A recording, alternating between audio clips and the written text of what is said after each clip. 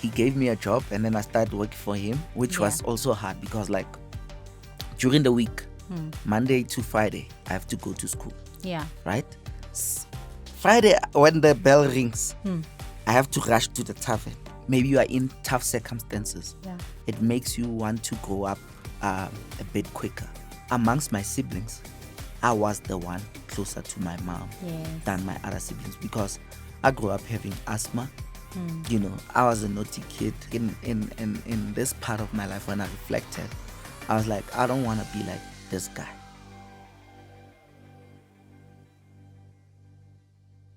Hey guys, welcome to Born and Bred, yet another episode. Thank you for joining us. My name is Tshepi, but you can call me Miss Tshepi. Today's episode is going to be a bit weird because I'm here with someone who makes fun of me almost every day.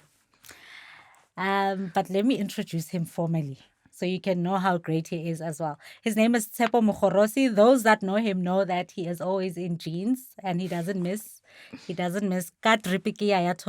So he's gonna tell us about his life, but he's an art director. He's part of the top 10 ranked by Luries. He works for an amazing agency. That's number one agency in South Africa, ranked by Luries as well, and number 15 globally in the world. So yeah, he works for an amazing company that he's worked for a very long time. He's an amazing creative. Welcome, Tshepo MOGOROSI. Thank you for having me, Tshepi. Oh wow, thank you for having me, Tshepo. Yeah, thank you. I mean, come on now. Tshepo, it's so nice to have you as a guest here. But before, there's this Tshepo MOGOROSI that dresses up nicely every day. So before all of that, there was a young boy. There was a young boy from somewhere in Soweto. Do you mind introducing us to him? Okay. Who was he? I didn't sign up for this, but let's go. Let's go. Introduce us to the young Tshepo MOGOROSI. Sure. You know, it's funny whenever like I tell like this story, I often tell it to like people that are closer to me. I don't think I've revealed it to like a lot of people except like my best friend, Kat, who knows like the story in depth. Shout out to Kat. So, a young Tshepo. Where do I start? So, I come from like a family of, my mom has 7 kids, you know, and I'm the middle pillar between the 3 before me and the 3 after me, you know. I won't dive too much on my siblings. My brother, obviously, my older brother is like turning 50 now. Yeah. And then I come after the twins. And then there's Neo and Itrele and Didimala. Yeah. So a young Tshepo, growing up, I think my mom used to move a lot, you know, and also like being raised by a single mother, raising like 7 kids, you know, it's obviously like, it's quite hectic, you know. Shout out to mom. 7 kids, single mom, and this is what came out. Shout out to mommy. Yeah. So also like raising like those 7 kids with like a Pick and Pay salary. So I remember I said we used to like move a lot. So we used to stay in Snake Park. Yeah. Where we stayed in Snake Park, it was a 2-roomed shack. So me and my siblings, obviously, my mom would have like the bed, and some of us would sleep on the floor, you know. Standard. And you know, it was a tough life, but as a kid, you don't know because like you live in the confines of like what you see around you, you know, and the people that you see around you makes the life that you live a bit normal. You know, you don't see it as like struggle, but the pain comes when like you don't eat, you know, when you have to like travel like long distances and all of that stuff. That's when like the pain kind of like kicks in, you know, like hunger is painful. Like you feel, oh, I'm hungry, but there's nothing to eat here in the house and all of that stuff, you know. But outside, when you go outside and play with like other kids, there's like a bit of like normalcy, you know, because like you can see other kids looking like you and you have like the same struggle kind of a thing, you know. So that's normal, you know. I didn't think when I was in that time frame of my life, I didn't think I was struggling, to be honest. You know, I didn't think that my life was kind of like bad. I just thought that I was living, man. Like, you know, It was normal. every other kid I thought that's how they lived. Yeah. You know. So yeah, growing up in like Snake Park, obviously like I went to school in Meadowlands. Yeah.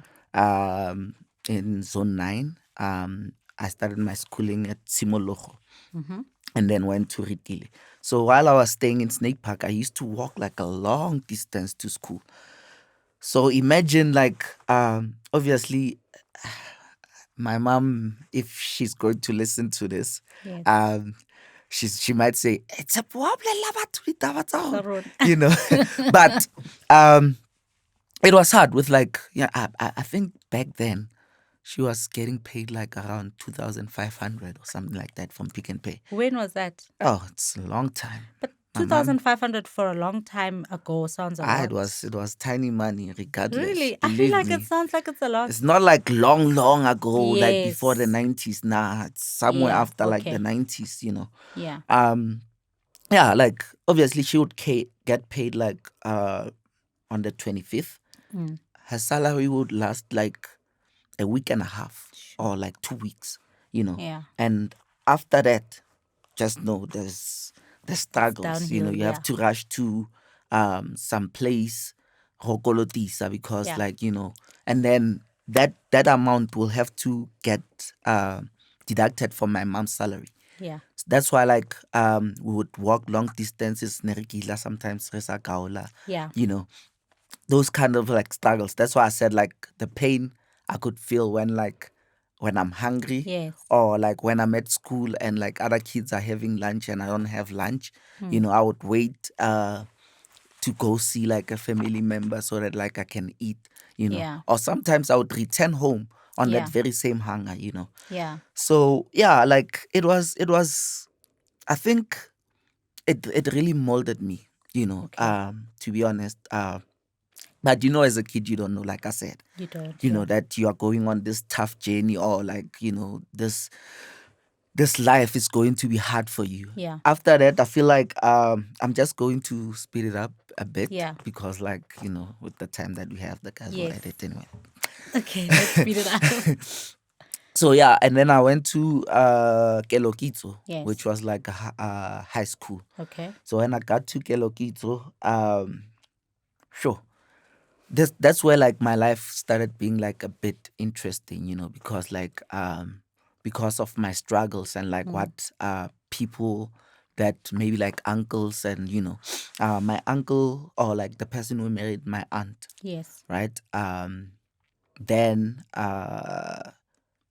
asked me to work for him at his tavern while I was doing standard 6. Yes. Then at 6 is hey, umuholo Tshepo. You even go with the standards. Grade Help us 8. the millennials. Grade 8, I think. Okay, yeah, it's grade grade 8, 8. You're somewhere right. there. It is grade 8. So yeah, like my he gave me a job, and then I started working for him, which was also hard because like during the week, Monday to Friday, I have to go to school. Yeah. Right? Friday, when the bell rings, I have to rush to the tavern To go and work. Ne? Friday, Saturday, Sunday, You're I'm at the working. tavern, right? And then I sleep there. At night, I have to close the tavern around 12. How old were you? I was, grade. So about 14? No.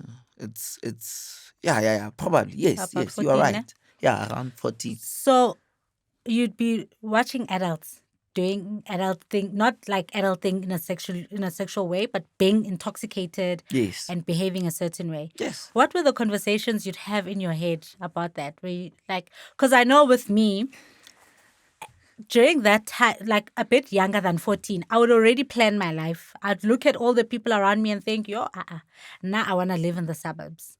I want to do this. This is what I want. What were those conversations for you when you were in that environment? It taught me like quite a lot, because like it was more not about like the thoughts that came into my mind. It was more about like the kind of stuff that when intoxicated people Yes. get drunk, Yes. the kind of stuff that comes out of like To their mouth. Yeah. Because it's honesty, I believe that. That's when like you get like real honest Yes. like stories, things that I used to hear. Some of the things you would go like, what? This is a movie, but Yeah. it actually happened. So like it was more around like the things that they would tell me about, and I would listen to those stories. And also because of my background, Yes. seeing people around me like drink and all that stuff. That's why I don't drink alcohol or like I'm gonna get there. Don't spill too much of the beans. Okay. Yeah. So yeah, like while I was working at the tavern, obviously I did say that on the weekends I am Working. yes, I am working. Yeah. Obviously I would listen to like at the tavern there's everybody coming there. Yes. From a paramedic to a doctor to a teacher To a to pastor. a student. Yeah, even pastors. No offense to Believe anyone. me, even pastors come there, They're human beings after and all. and that taught me how to assess and study people, because like throughout my life, even now, maybe some might say that I'm a bit judgmental, but I think it's a gift. But then it's my way of like having fun with the characters that I see around me. Yeah. So I would assess people, like study them, and when they come speak to me, combine that with the story that they gave, told. and then make like a character out of them, because I don't know their full story. Yeah. So while I'm sitting behind the counter, that would be my entertainment. That would get me through like the weekend. Because it's tough, like Hospanale Batubanwile. I can imagine. It's like you have to baby them sometimes. Baby Yeah. them how? I mean, there's fights. Yeah. So you have to always help them think clearly. Yeah, there's people selling stuff that they don't need to sell there. So you were responsible to keeping the I'm order. the one seeing these things. Otherwise, I'll call, Mr. Man to come handle you. Oh my gosh, okay. So yeah, it's amazing, hey, that you are that responsible at that young age. And do you think that sort of molded you to the responsible adult that you are? And how do you think that molded you? So I think it's a matter of my background. Okay. Like if like maybe you are in tough circumstances, Yeah. it makes you want to grow up a bit quicker, because you can see what's happening around you. It teaches you that you have to be like with money. Like you don't just spend money unless if like it's for. I always tell people like massage your heart. Because like while you're working or while you do stuff, there's things that you might deprive yourself because you have the better things that the people around you like kind of like need. Yeah. So I would look at it as in like each and every time when I get paid, right? Yes, I have like the responsibility of helping my mom out, Yes. but also my heart is important, because like I'm not a machine. Other kids are wearing Air Force Ones, and I don't have like that pair.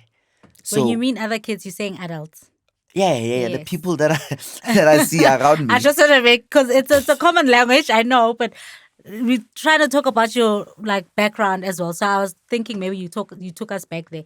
So tell me, what were the things that you felt that if my parents had done this, my life would be different? What do you think that had your parents succeeded in doing this thing, you wouldn't be sitting here with me? You'd probably be Elon Musk or someone. Not necessarily. I have my own philosophies about like life, Yes. and my philosophy is that like your journey is your journey, That's amazing. and Your journey is your journey. yeah, you need to walk your journey with like such pride. Like I Yeah. wouldn't change how my life turned out one bit, because like it made me to have a drive. Yeah. Maybe like the tennis, if I went to like a proper school or like something, I wouldn't have like the grind or like the hustle that I have. Yeah. Because like I can now like dedicate amounts of time into my craft, because I believe that this is the only thing that I kind of like have. And I stand on this thing. If this thing falls, then everything else underneath me kind of like falls. Yeah. So that's why I'm saying like I respect my journey. And we often like say in life you have to respect the process. Yeah. Not just in like the things that you do, You have to trust the process. I Yes. believe in that. but also in your life.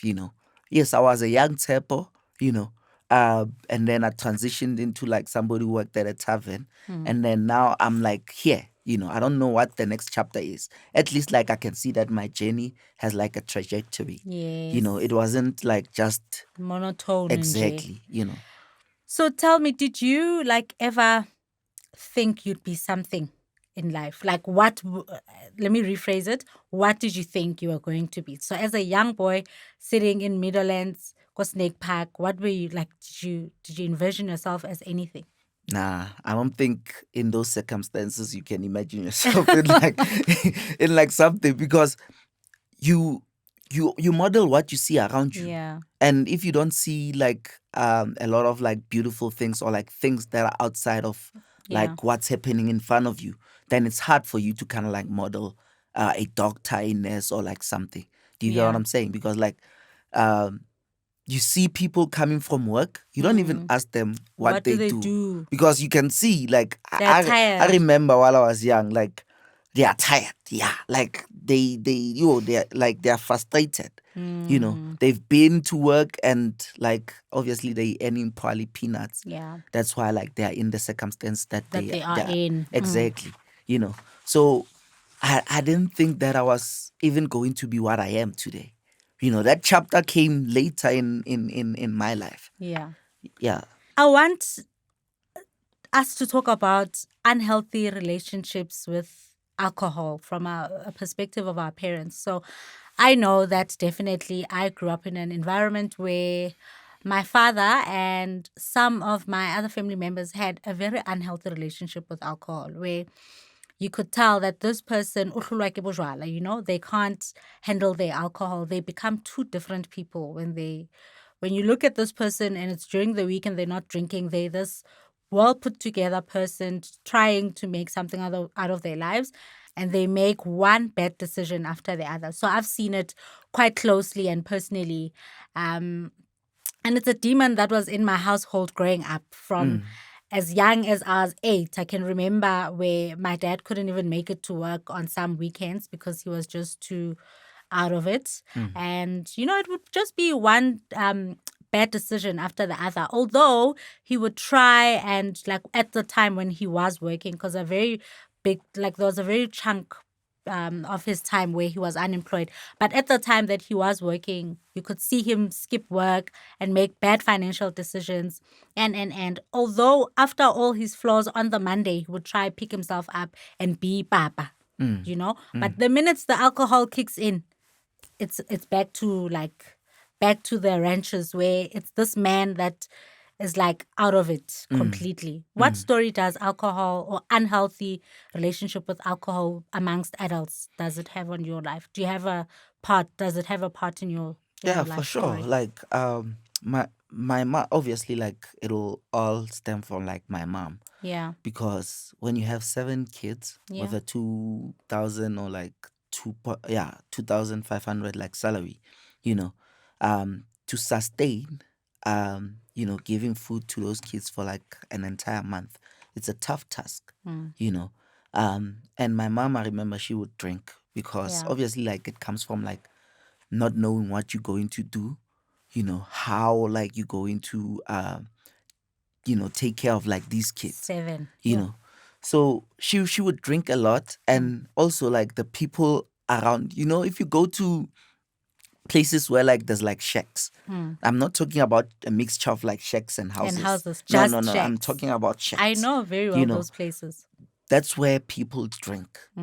Like people drink like heavily, because there's nothing to do for like entertainment.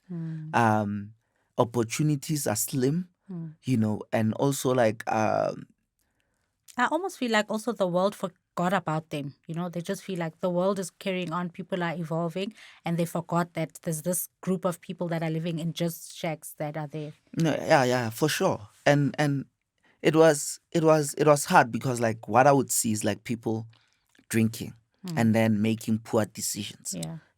But I didn't know that, oh, these were like poor decisions. Yeah. To be honest, I don't even know how like I turned my life around from like I don't want alcohol. But I guess it's the latter part, where like I went to work at the tavern. That's when like stuff started making sense in my head, because like at least there was like a calm, because I'm in my space, like in the room where I'm selling alcohol. I'm alone in there. So obviously, like, there's a lot of like thinking and thoughts that go into my mind, and I'm not influenced by any other person, because you'd find a lot of the times we are often influenced to try these different things. Yes, we are in bad situations, but it's easy to give in when you are in like a bad situation, to those kinds of things. So yeah, I grew up in like an environment where like a lot of people used to drink like alcohol, from like my mom to my aunts to everybody. So would you say that? So I want to speak about your mom specifically. Would you let me? Yeah, yeah. So with her specifically, when did you and did you number one, did you think that she had a unhealthy relationship with alcohol, and when at what point did that light bulb switch on for you to say, okay, it's okay that she drinks, but when she's gotten to this stage, then it's a problem here. There must be a misalignment with her relationship with alcohol. Yeah, it's difficult. And I keep on saying, because of your circumstances, right? When you come back home, maybe dirty, right? You find your mom unwell, you know. Sometimes she would take out like the frustrations On that she you. has on you, Yeah. or sometimes it's not even like sometimes about like alcohol, but most of the times it was like about alcohol, Yeah. where like you like I said, you come back home and then washapiwa, and I didn't ask myself, oh, like, why is this person beating me up? I always thought that I was wrong, and those things, her beating me up and all of those things, they transcend to me coming to like work, or like working like in like this environment, or like, and then I have to like humble myself because Yeah. I was often like beaten up, like everything that I used to do was a bit wrong. Do you get what Yeah. I'm saying? Or like, why words are son? Words are omuntu. Hey, hey, Yeah. hey, hey. Those things like they scar you. Yeah. Because like when you become like this kid, or in heights or something, it's wrong. So you do a lot of wrongs than rights. Sure. Right? And when you do a lot of wrongs than rights, what happens to you is that like you scared of like doing things. Udula o itshwere. That's why like when I started working, I was a bit more Closed here. in. Yeah. So I had to train myself to start like coming out, Yeah. and becoming the person that I need to be, Yeah. for myself, or like, for the future children who come from like the same background that I come from. Yeah. So But yeah. but also like another thing is that like, as much as my mom has like 7 kids, we won't turn out the same. No. Some, I feel like some of like my siblings, maybe it's just my perspective, but I often find like sometimes like my brother, right? He likes like the lifestyle of like alcohol and all of that stuff. Yeah. I think like the cycle is repeating itself, Yeah. kind of a thing, because he was affected. But that's my point of view. But when I often speak to him, I often find out that he's happier when like he drinks alcohol, kind of a thing. So there's like that side as Yeah, well. of course. But yeah, it affected course. some of like my siblings. That's why like they can't be um in a place where I am. I'm happy that I'm here, and I wish that my siblings could be here as well, like, Yeah. doing amazing stuff, in Yeah. their respective fields or whatever Fields, they're yeah. into. Yeah. Sure, I can relate so much to that, and I'm sure one day I'll share it on the podcast. But I don't wanna like dilute what I'm trying to Am I do. the one who's going to interview you? Yes, that's fine. We can swap. It's fine. I don't know if you'll get me to be serious because you always like make fun of me, so you'll probably laugh at me the whole time. So Tshepo, I just want to know what's that one thing that you sort of longed for from your mom, and you feel like you couldn't get because of her relationship with alcohol. That one thing where you like, if she could come to my soccer practice or whatever, but she couldn't because she had a drinking problem. I don't want to diagnose it as a drinking problem, so I take that Yeah. back. That she had maybe an unhealthy relationship with alcohol. So yes, I can say that she never came to like a lot of my school, like whether there was like a play or whatever, but we Yes. don't do plays. I think it was like whenever like there's like an award thing, or like there's like teachers meeting or whatever, and also like she used to work a lot of like weekends as well, like Yeah. Saturdays, so she couldn't come. But I feel like amongst my siblings, I was the one closer to my mom Yes. than my other siblings, because I grew up having asthma. I was a naughty kid. Nkile ka tlhabiwa ke lebotlolo mo lotong. So like I was a special one, because being artistic as well, Yeah. it's another layer, because my siblings don't understand me till today. Yes. Like when they look at me, You're imagine different. as a young Tshepo. Now it's better, because I can explain myself better to them, and I can be patient. But when I was like a bit younger, when I do like things that are out of like the ordinary, then it's like, this one is gay. This Yes. one is this. Yes. It's like, what tlhanya mfana? What's a halanga one? Ngwana o montsho, Yeah. So, and growing up, like me and my siblings, then it created like a bit of like a distance amongst us, because they understand each other. Each other. Yeah. I don't understand them, because like they calling me names, and Yeah. I'm different. When it comes to dating, I'm not attracted to like a lot of people. Like You're I very didn't. specific. No, not even. Like I wasn't attracted to like nobody, kind of a Yeah. thing, because it took me like time to get there as Yeah. well. So the person that I would lean towards most, it's my mom, and she had no choice. I became like a child that, I don't know, like that needed more of like a attention.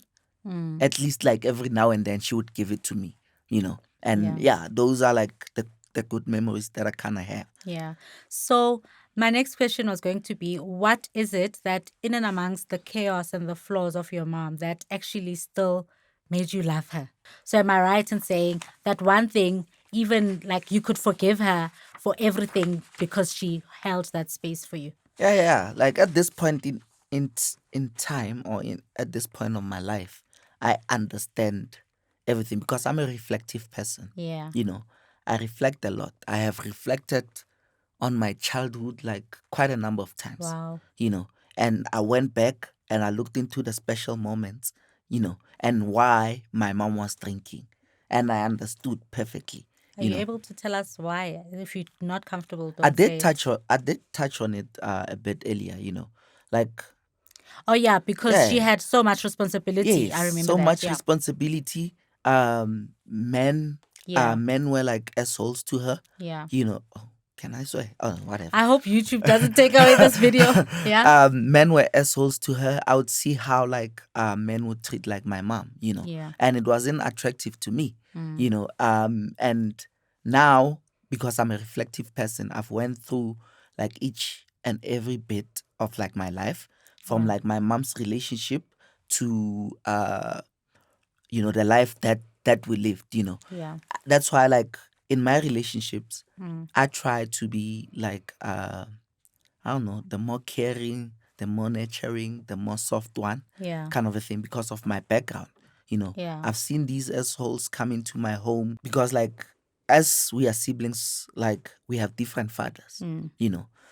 Obviously, like my mom would have like relationships with like different men, and Yeah. like you could see like the one that I experienced, and that I feel like hit my heart, Yeah.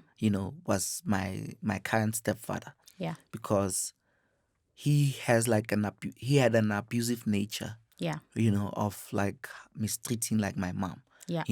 And that would leave like a bad taste Yeah. when I reflect. That's Because now he's doing this to a person that held so much space for you. You almost owe her that like that space as well. Gore, I will protect you as well. You've been the space for me, and I want to be that space for you of protectiveness. Yes. So that's why like in this part of my life, when I reflected, I was like, I don't want to be like this guy. Obviously, like he has changed his ways, Of because course, now yeah. we are grown. Yeah. And there's no, he can't do all of this, nonsense that he used to do. No. Because like he can see like No. his sons, or like his daughters, her daughters, Yeah. are now grown. kind of a thing, And they'll protect her. Exactly, So yeah, like I reflected a lot, and I could see the beautiful things that my mom used to do, the sacrifices, and the courage of like raising like those kids, with like minimum like budget kind of a thing, But she made it happen, and like right now I'm here, and I'm proud. Yeah. Wow, that's amazing. Do you want to talk about why you don't drink at all? Well, you do once a year at the Luris. Now I stopped. Now you don't anymore Yeah, completely. Do you want to talk about why you don't drink anymore? What? So I know probably I can gauge from your story that your experience with people and unhealthy alcohol decisions would have led you to here. But what made you say, I will stick to not drinking? Um, I guess during the I'm week over. also. I guess during the week I'm at school, Yes. right? Uh, Weekends I'm at the tavern, right? So there's no time for me to drink. That's So the I'm first. saying as an adult now, Oh, as an adult now, for you to yeah. make that But I'm going decision. to give you Okay, like let me keep quiet. then I'm at the tavern, right? And often when I'm at the tavern, that's why I experience people, you know, revealing like secrets that a barman or like a person selling alcohol doesn't need to know. Some of them are like close people, like a next door neighbor.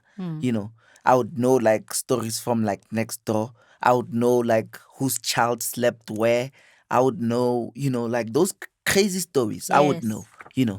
and I would see that Jesus, is this how alcohol is making people? Because like couples would fight in front of me, couples would reveal their HIV statuses Oh my in God, front yeah. of me. Do you get what I'm saying? Yeah. So I could see that this is not a lane or like a life that is attractive for me, Yeah. and even after when I started like doing well in my life, I was never like attracted to alcohol And because you like could afford it. yes, I could, but there's a time in my life when I said, you know what, Tshepo, you can't say no to something that you have never tasted. Experiment a bit, Yeah. so that when you uh when you say that you don't drink, you understand why. Yeah. Not just saying that you don't drink for the sake of not drinking because you've seen behaviors of other people. How Yeah. about you try it yourself and you see how you behave, Yes. right? And I did try it, and I'm a bubbly And how person. did you behave? I'm a bubbly person when I'm intoxicated, I'm a fun person. People say that I just wanna dance, I just wanna laugh, I just wanna do all of those fun things, but it's exhausting. Yeah. Alcohol is exhausting, and not being in control of like how you address certain things. I like being in control. Yeah. I like controlling my life.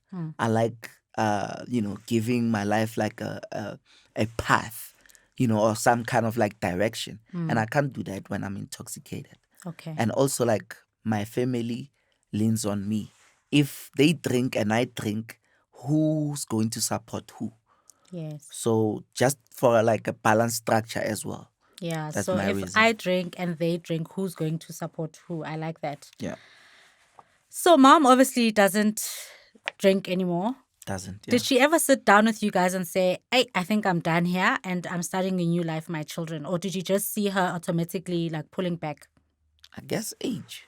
Age. Like some of us take time to mature or to see, like what we have in front of us. I think she began like noticing like quite a number of stuff of like things that were happening around her, like and what her children were becoming, the joys that we would bring and all of that stuff, and also like if you're growing up, my mom, I think like she's turning 70 if I'm not mistaken. Oh, wow. Yeah. You can't be drinking at that age. No, of course not. Yeah.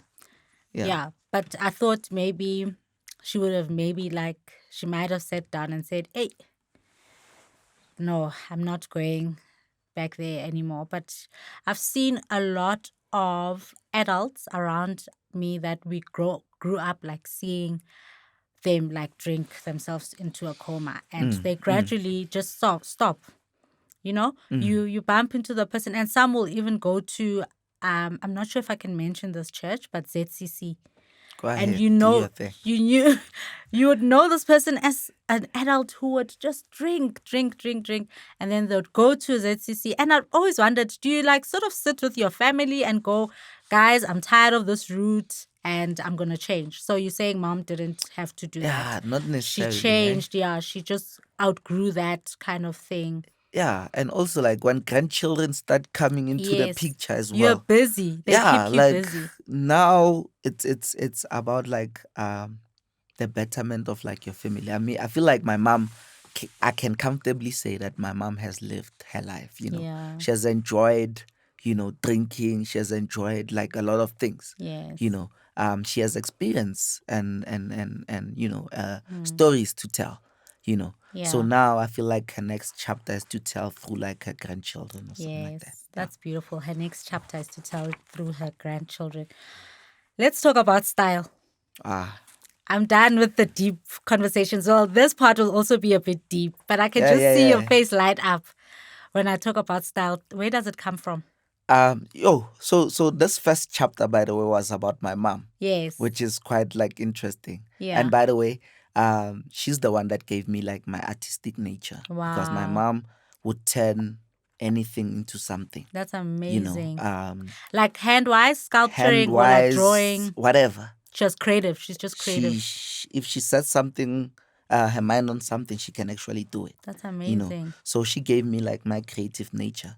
And then style, I think it comes from like my dad's side. Yes. Which he came to my life, back into my life when I was doing matric.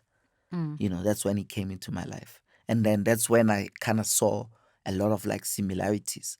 I didn't know that I took that off of him. But when he came...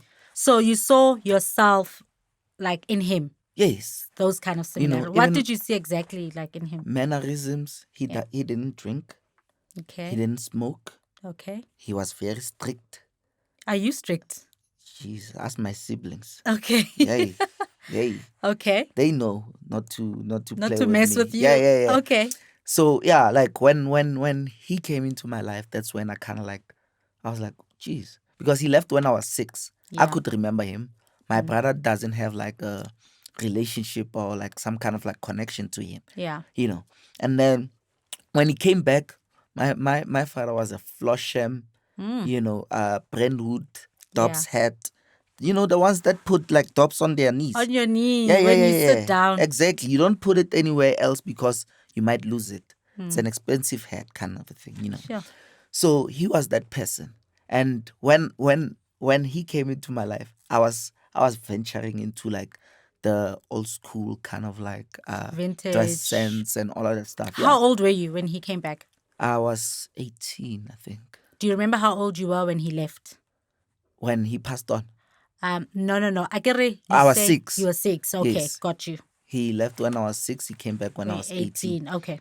And then when he came back, that's when I used to wear like, starting to venture into like the vintage thing. I remember like older people have like Stockfells. Yes. They had like a thing at his workplace. December they share like the money, and then they don't share the money. They buy groceries and then they share the groceries. Yes. So just to prove to his friends that his son takes off like style from like him. Yes. I remember he would call me like on an ordinary day, like a Wednesday when I'm not going to school. I remember the story. Yeah. He would call me and be like, Tshepo, Ogupi. Yeah. And I'll be like, I'm home. Why? And then he's like, Mvanam, I need you to come to Macro. So the reason was for me to fetch like our portion of like the groceries. Yes. But also to showcase my style. That I have the same style as him. So he's like, Tshepo Ogupi. And I'm like, I'm at the house. He's like, Mfanam, geza, uze. And I'm like, okay. And then he goes, uznyathele. And I'm like, this so guy. Meaning you must dress to kill. You must wear your Floshem. Yeah. You must wear your Dobbs hat. I had a Dobbs hat. And a Floshem at 19. Yeah. I had a Where did you Floshem. get I had those? 3 pairs. I bought them myself from the salary I was getting at the tavern. Yeah. And also like the tavern owner, right, would take a portion of my Salary. wages Yeah. and put it away for me. Okay. So after like a couple of like months, because I was getting paid like a week, Okay. and then he would give me like that money. So I would see, okay, let me buy Flushing, let me do this, let me do that, and that's how like my rise to style kind of like Yeah. came into like fruition. And Let's all go that. back to when he said you must dress to kill. Come to macro. Yeah, Then what happened? I would put on my Flushing, long wings, of course. If you want to impress like an elderly, you have to wear like long wings. An elderly that is like Yeah. into fashion. Yeah. Yeah. Flosham Imperials. Yeah. By the way, not just any Flosham. So I would wear those, and then I would wear like my straight cut like pants, with a nice shirt and then a top hat. And then when I came there by Marco, you could see these older people's like eyes like lighting up. Yeah. And I took not just that from my dad, and also like jazz, because each and every Sunday, he had like I don't know what to call it, like when you have like a thing that you do often in Like a religious thing yeah, that he does. consistency. Yes. Consistency, yeah, So consistently. we would take out all of our shoes and sit by the grass, play jazz, and just polish them.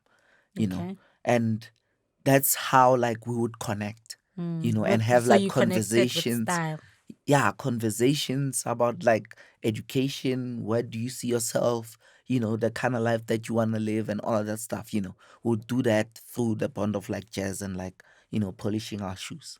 And he's passed on, unfortunately, but may his soul rest, like I said. What would you say to him now about style? What would you say? Because now that your style has evolved so much, did he see that before he passed? Yeah. He knows that now you Yeah, like a denim guy. it has evolved, but the essence of it still stays. Like Yes. that's why like when people often ask me like, oh, your dad passed on, like what would you say, like your question like right now, what Yeah. would you say to him? I feel like I'm living with him, I am him, kind of a Yes. thing. I Wow, carry that's him, amazing. And each and everything I address, each and every time I address something, I need to think about like the people that I represent and him at the top, because I rated my dad quite highly because of like the gentleman that he was, and like in society the role that he played, in like his hometown in Orange Farm. He had he used to play like a huge role, and Yeah. people would see him as like an elder, kind of a thing. So and even kids would look up to him. So I just want to carry the same legacy whenever Wow. I encounter people. But Yes. I throw in like a little fun here and there. A lot of And fun, and you uh, make fun of us and you yeah, laugh yeah, at and us. talk nonsense. That's Yes. banter. That's That's the, good. the kind of stuff that makes like life light. Yeah. And he was also like a little comedian. Yeah. And yeah.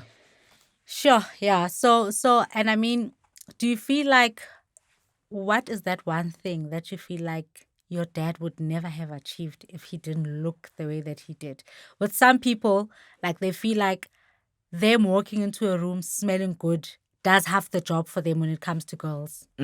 They know, they're going to be interested in me. But then deep down, they know if they don't smell good, the girls won't even look their way. So what's that one thing that you think when you look at your dad and you're like, he was able to manipulate his ways here and there because of how he looked? Yeah, to me, style and character, your character and how you carry yourself, they go hand in hand. Sometimes you can have the most powerful thing to say in the room, but people might not engage. Yeah.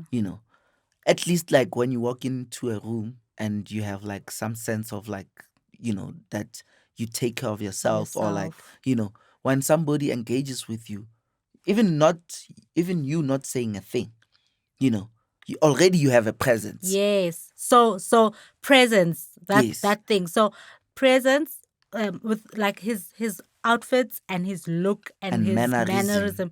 would already win him the presence. Yes, because Okay. he would greet everybody. Yeah. With such, he had high energy, just like me. Yeah. He would greet everybody with like high energy. I remember, he's one of those people that if he greets you, you would feel that this person like actually, like, I don't know, cares or something. Yes. There's like people who greet you in passing, like I read there, Yeah. and they pass. Yeah. Ache, And they see you. You yeah, feel like they see you. they see you, kind of a thing. And already, like, by the way he looks, Yeah. and how he handles himself, Yeah. like, those things match. Yes. And what has style done for you that you would have never? You're like, this girl would never have even looked at me if I wasn't dressed the way that I'm dressed. Hey, the pire. Come, we're listening. Tell us. What has style done for you that you would never have done for yourself? From my point of view, I don't think like style has ever. I think it does subconsciously, because like I never look at myself. Yes, I'm confident and I know how I look. Yes. Nobody can tell me Yes. about how I look, and I know that I'm handsome, Yes. So Oh my God. Okay. no. I these are the things that I know, Yes. and when you don't expect like people to see them. When you go to people, you don't go there thinking, oh, I look Yeah. like this. No. Yeah. You go there thinking that, oh, I can get her. Oh, I can do this. Or, oh, I can do that. And are those things that you would never have felt had you not been dressed the way that you are dressed? No, for real. Actually, you're right. Because you feel empowered. Yes. There's like a sense of like pride that you have. And there's like a sense of like empowerment, that you are like now a gentleman and you have like a huge response. Dressing nice is not just, oh, I look good and then, oh, this lady's going. No. There's a huge responsibility, because there's a thin line in you being this guy that dresses good and you being a person that can derail people's lives, because some people look at you and they want to interact with you and they want to be around you and all of that stuff, and it's so easy that if women see you in that manner, you might turn into like a bad boy. Yeah. You have a huge responsibility. That's why I'm like, character is also like important. Yeah. How you carry yourself and how you address yourself, and also if these women like your everybody that sees you, and appreciate your style, you don't have you don't have to be like or treat people like they beneath you, Yeah. or all of that stuff. Yeah. Yeah. Sure. I didn't anticipate us talking so seriously about style and just the dress code, but it's so true what you say. And I've seen you embody it as well in the office, like wherever, just how people receive you. Like you'll come in dressed to kill. Why are you blushing, Shem? Yeah, that's what I do. You give me props on the show. No, but when we outside the show, you never do. Please, can we cut? This is actually surprising. No, I'm being honest with you because you've now unpacked something that is so true that I've realized and seen happen for real. That when you walk into a room, people do want to talk to you. Because Tshepo MOGOROSI is dressed well, he looks well, he smells good, he is, and I can see that kind of responsibility you're talking about, that you have a responsibility. Yes. So I can actually see it, definitely. Yeah. I'll read you a statement that Kevin had said. Okay. I want you to tell me how you relate to this. We are not stereotypically supposed to be in the rooms we find ourselves in. Please repeat that again so that it can sink in. Yeah, let it sink in. We are not we're not supposed to be in the room that we find ourselves in. For the background that we have, for the kind of parents that brought us up, stereotypically, this room is meant for kids that were raised differently. Do you relate to that? Do you feel like the rooms, it's more about an imposter syndrome more than anything? Do you feel like you look at yourself and you're like, and that young boy tells you, Tshepo, you're not good enough to be in here. Remember, you never knew what you wanted to be to begin with. In the kind of environment you grew up in, you never envisioned yourself to be here. So why are you here? You don't deserve to be here. The thing about me, and I didn't speak about like my work journey, I don't, yes, there's an imposter syndrome, but I see it as like a challenge. Mm. You know, each and every time, even when like I address like somebody or somebody tells me that I can't do this or that, and then I feel like I'm small, in the room, I see it as a challenge. And in order to overcome that challenge, that means I have to apply myself more, Yes. kind of a thing, Yes. And I do relate to Kevin that Hart statement, thing, yeah. because like if you don't come to like a background where like you've gotten like a proper education, you know, whenever you are in these spaces, you feel like, I don't know what I'm saying and all of that You stuff, doubt yourself. And the thing for me, just speak your piece, put it out there. Whatever you think, put it out there. Whether somebody thinks you're stupid or bright, at least you have done a service for yourself. Wow, at least you've done a service for yourself. Yes. That's amazing. That's the only thing you can do for yourself. Yeah. Do a service for yourself and never think about anybody else. Yeah. Because you came here, you were nowhere, Yeah. but you are here, and there's a reason for that. Yes. And the reason is that like you apply yourself, and then you have some kind of like talent in you that people want to enhance, or like that they want to receive. Yeah. So before we close, I just want us to go back a little bit. You said when you started working, you would like close yourself in. Why? Like, were you intimidated with the world that you were about to get into? Yeah. And why was it so intimidating? And you felt your coping mechanism is immediately to close off. Yeah. Obviously, like Snake Park, you see shacks. Yeah. And you adore the other people that live better amongst that environment. And then when you go to like your grand's house in Middlelands, right? It's brick houses. Yes, it's brick houses, and you see a different environment, and the kids there are dressed even a bit cleaner. Yes. Right? And when you go outside of like Middlelands, you go to like your sentence, now you see like opulence, and you still feel like, what's going on here, and you feel like you are not worth whatever you see. Yeah.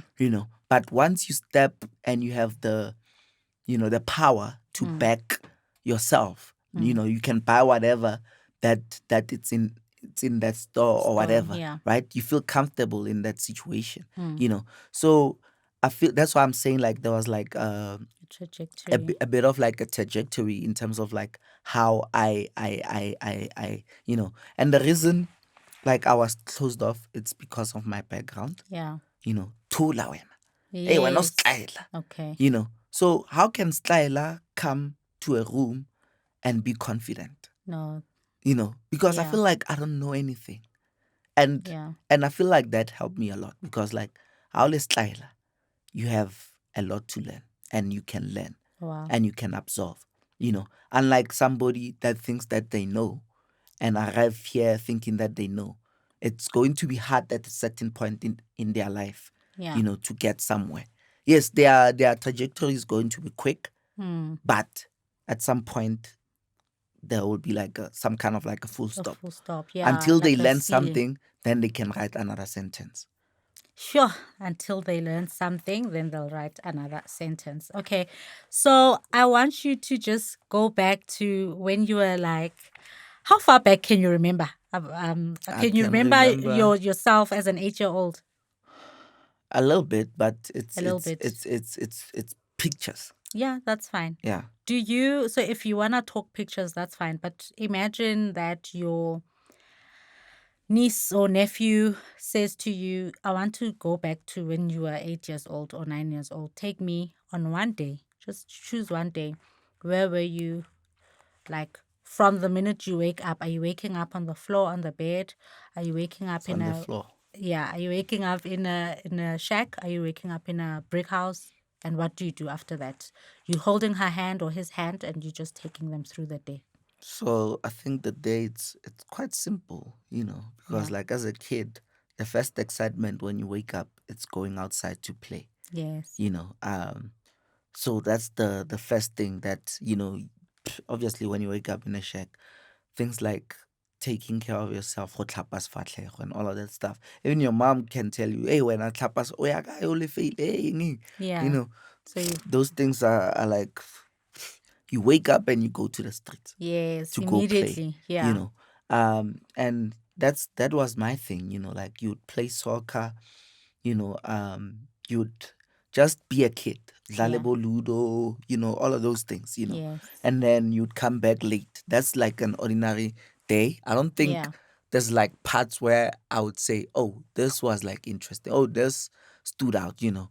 Yeah. The only thing is that like if I were to paint a picture, it will be like me comparing her her life story like right now, Yeah. how she's living, to mine, Yeah. you know, and using like the contrast just to make a point. Yes. But yeah, that's the only thing I That's think. the only thing. Yeah. Thank you so much. Thank you. You did say we were gonna have fun, and we did. Thank you, thank you, thank you for coming. Yeah. Thank you guys for sticking around and watching or listening up until this far. See you in the next one. Bye.